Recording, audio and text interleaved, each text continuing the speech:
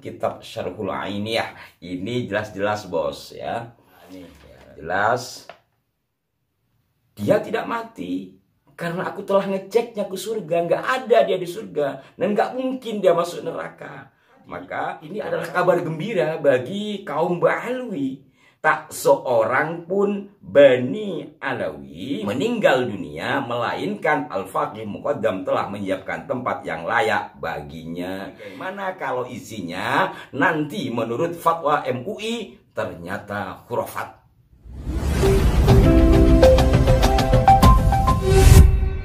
Assalamualaikum warahmatullahi wabarakatuh. Salam jumpa, salam sejahtera untuk Anda semua. Salam persaudaraan dari kami Aras Bila Channel. Kembali saya menyapa Anda saudara-saudaraku, dan kembali saya akan membacakan beberapa bagian dari terjemahan kitab Syarhul Ainiyah. Seperti yang telah kami ungkap beberapa edisi yang lalu, sengaja saya menggunakan karya terjemahan. Pertama karena memang saya nggak punya kitabnya, di pondok nggak pernah ngaji kitab ini ya. Ini pun saya boleh dikasih oleh salah seorang sahabat saya, seorang muhibbin ya, tahun 2010-an yang silam lah. Di sini seperti yang juga telah saya katakan, dengan demikian barangkali saya tidak punya konsekuensi untuk dikatakan ditulis sendiri, diterjemahkan sendiri, udah begitu nerjemahin salah. Ini jelas-jelas bos ya. Nanti nih ya, jelas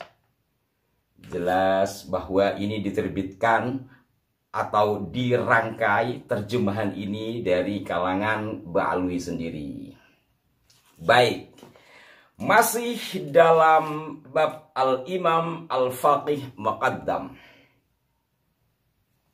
Saya akan bacakan pada bagian halaman ke-233.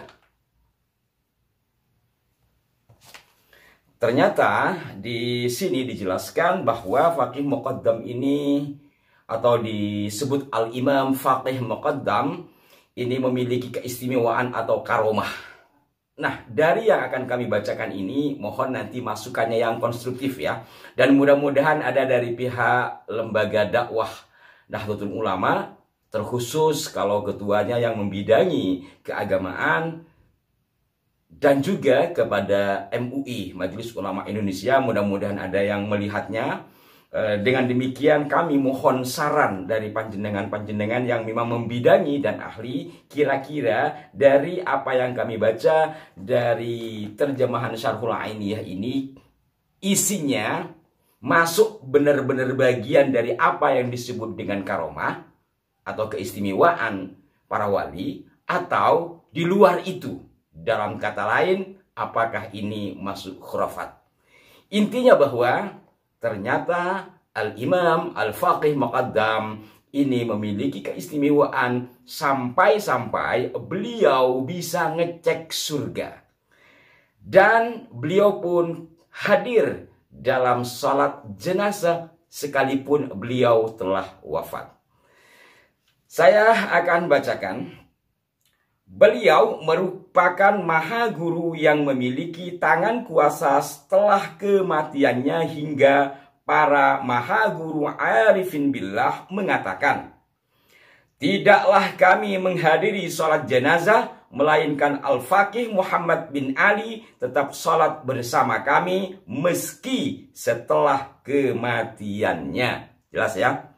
Kemudian berikutnya, sewaktu guru beliau, artinya guru Faqih Muqaddam ini, yakni Al-Imam Abul Hasan Ali bin Ahmad Ba Marwan meninggal dunia, beliau sedang keluar kota. Setelah itu beliau bertekad untuk tidak keluar dari tempatnya, yaitu di menara Masjid Tarim, hingga gurunya mendatanginya dari kuburnya. Setelah itu terjadilah percakapan yang panjang dan agung di antara keduanya. Percakapan mereka didengar oleh sebagian orang saleh yang kasyaf. Ia bisa memahami percakapan itu, dan di antara yang didengarkan adalah Sayyiduna Faqih bertanya kepada gurunya, bagaimana kedudukanku di sisi kalian dalam kurung ahli barzah? Ia menjawab, para ahli barzah sangat berharap kedatanganmu layaknya para petani mengharap datangnya musim panen atau masa panen. Luar biasa kan? Beliau bisa bercakap-cakap dengan gurunya yang sudah wafat karena gurunya itu hadir dari kuburnya. Lalu terjadilah pembicaraan tadi. Inti atau pokok pembicaraannya bahwa Faqih Muqaddam bertanya, bagaimana kedudukanku di sisi kalian, wahai ahli barzah? Kemudian sang guru menjawab, para ahli barzah sangat berharap kedatanganmu layaknya para petani mengharap datangnya masa panen. Sungguh sangat luar biasa. Saya lanjut.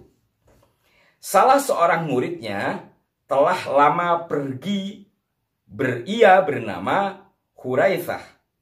Pergi entah kemana tanpa ada kabar sedikit pun tentangnya. Lalu datanglah berita yang menyebutkan ia telah meninggal dunia. Mendengar hal ini, beliau menunduk sejenak, kemudian mengangkat kepalanya dan berkata, "Tidak, sebenarnya ia belum mati, karena aku telah menyelidiki di surga. Ternyata ia tidak ada di sana, dan tidak mungkin ia masuk neraka."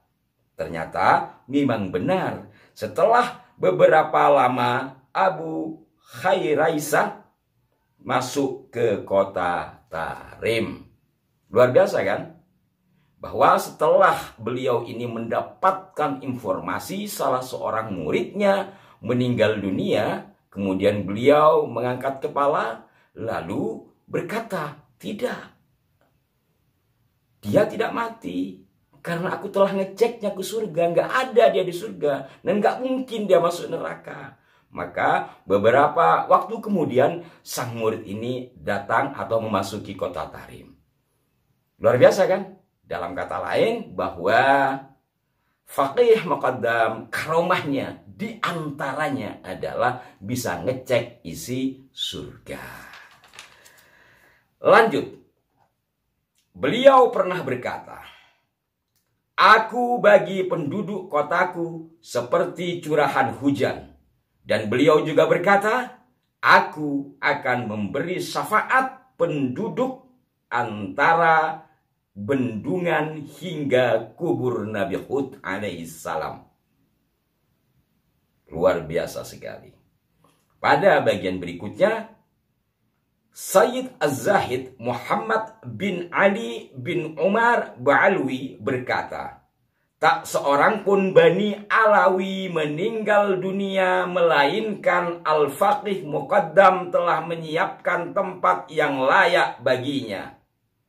Bahkan Syekh Muhammad bin Sa'id bin Umar Balhaf menukil dari ayahnya Syekh Sa'id, "Tidaklah kami menghadiri sholat jenazah, melainkan Syekh Muhammad bin Ali menyertai kami sholat dengan niat yang baik setelah wafatnya." Ya. Yang berikutnya ini, yang paragraf kedua tadi kami baca, itu sama ya dengan yang di depan, bahwa setelah wafatnya pun Faqih Muqaddam ini ketika ada orang wafat, orang yang lain meninggal dunia, beliau hadir ikut sholat jenazah. Dan pada bagian atasnya tadi, ini adalah kabar gembira bagi kaum Ba'alwi, bahwa menurut Sayyid Az-Zahid Muhammad Ali bin Umar Ba'alwi berkata, tak seorang pun Bani Alawi, berarti Ba'alwi kan, meninggal dunia melainkan Al-Faqih Muqaddam telah menyiapkan tempat yang layak baginya. Kira-kira bagaimana? Saya tidak memberikan putusan di sini karena saya bukan hakim. Kira-kira menurut panjenengan, baik panjenengan yang muhibbin ataupun yang menyikapi hal ini dengan kesadaran penuh, terutama kepada para pemangku kebijakan, apakah itu di lembaga milik Nahdlatul Ulama ataupun di Majelis Ulama Indonesia, dengan beberapa karomah yang ditulis di sini, itu apakah masuk dalam kategori benar-benar karomah atau malah khurafat. Kalau ternyata khurafat, bagaimana sikap kita? Bagaimana sikap pemerintah atau lembaga resmi terhadap isi kitab ini? Karena kitab ini tersebar di mana-mana. Saya pun mendapat dalam bentuk terjemahan. Dalam kata lain, kitab ini sudah banyak dibaca. Bagaimana kalau isinya nanti menurut fatwa MUI ternyata khurafat? Berikan masukan yang konstruktif. Mohon maaf jika ada kekeliruan. Tiada maksud apapun dalam pembacaan ini. Sekedar untuk menginformasikan, barangkali ada masukan-masukan dari yang berwenang terlebih-lebih.